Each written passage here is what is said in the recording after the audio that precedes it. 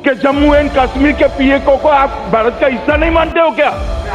जान दे देंगे इसके लिए। क्या बात कर रहे हो आप? माननीय अमित शाह जी राष्ट्र और धर्म की सेवा की जीती जागती मूर्ति हैं। आपका एक एक निर्णय और कार्य न सिर्फ राजनीतिक लोगों को बल्कि आम जनमानस को भी प्रेरित करता है। सोमनाथ के अनन्य भक्त होने की वजह से भगवान महाकाल की साक्षात कृपा आप पर बरस रही है, जो आपके जीवन को असाधारण बनाती है।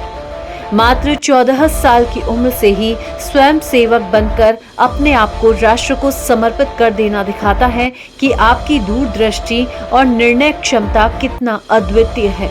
आपने जो ठान लिया वो करके छोड़ा। मात्र 18 साल की उम्र में जब 1982 में एबीवीपी के पदाधिकारी और फिर बीजेपी की सक्रिय कार्यकर्ता के रूप में राजनीति में कदम रखा, तो भले ही किसी ने लक्ष्यों के प्रति आपकी निष्ठा व दृढ़ संकल्प को ना समझा हो, लेकिन लगभग 42 चुनाव लड़ने के बाद एक भी चुनाव न हारना अपने आप में आपकी काबिलियत बयान करता है।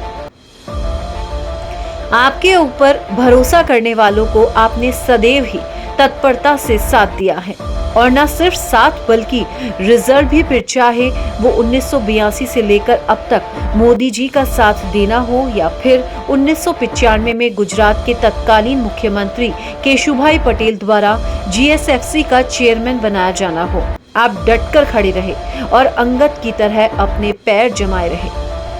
1990 में सोहराबुद्दीन के फर्जी एनकाउंटर का कैश बनाकर 90 दिनों तक जेल में रखना भी आपके मनोबल को नहीं तोड़ पाया। जेल में रहते हुए भी आपका गीता पाठ करना और कैदियों को पाठ करवाना ये बताता है कि आपकी राजनीतिक चेतना का स्रोत पृथ्वी पर जन्मे अब तक के सर्वश्रेष्ठ कूटनीतिज्ञ भगवान श्री कृष्ण स्वयं रहे हैं, और आपकी इस अनूठी क्षमता का प्रमाण 2 राजनीतिक घटनाओं से ही लगाया जा सकता है।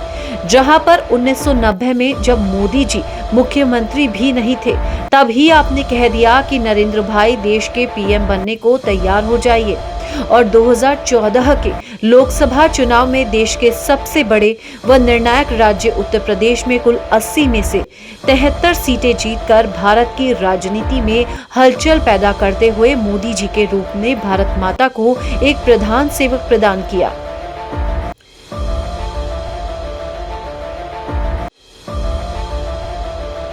जो अपने आप में किसी चमत्कार से कम नहीं। अपने राजनीतिक कार्यकाल के शुरुआती दौर में देश तत्कालीन बीजेपी के कद्दावर नेता लाल कृष्ण आडवाणी के गांधीनगर से सांसद के चुनाव में सक्रिय भूमिका निभाते हुए न सिर्फ बीजेपी के नेताओं का मन जीता, बल्कि विपक्षियों को भी आपका विकल्प तलाशने पर मजबूर कर दिया। आज के अति महत्वाकांक्षी राजनेताओं व जनप्रतिनिधियों के लिए आपका पूरा राजनीतिक जीवन ही एक केस स्टडी है। 14 साल में आरएसएस से जुड़कर 18 साल में गुजरात एबीवीपी के पदाधिकारी, फिर 1986 में बीजेपी सदस्य, वार्ड सचिव, तालुका सचिव तथा उपाध्यक्ष और महासचिव तक पहुंचे। 1987 गुजरात बीजेपी में शामिल होकर 1997 में पहली बार सरखेज विधानसभा से चुनाव लड़ने पर भी 24,000 वोटों से मिली जीत आपकी लोकप्रियता को दर्शाता है, लेकिन आपका स्वाभिमान और जीवन के सैद्धांतिक मूल्यों की झलक इस बात में ही दिख जाती है कि इतनी गहरी पैठ रखने के बावजूद आपने बीजेपी में 22 साल तक सक्रिय भूमिका निभाने के बाद लाल बत्ती ली। 49 वर्ष की आयु में सबसे कम उम्र तथा सबसे सफल बीजेपी अध्यक्ष के रूप में आपने जो राह बीजेपी के लिए तैयार की, उस पर चलते हुए बीजेपी आज भी नित नए कीर्तिमान बना रही है।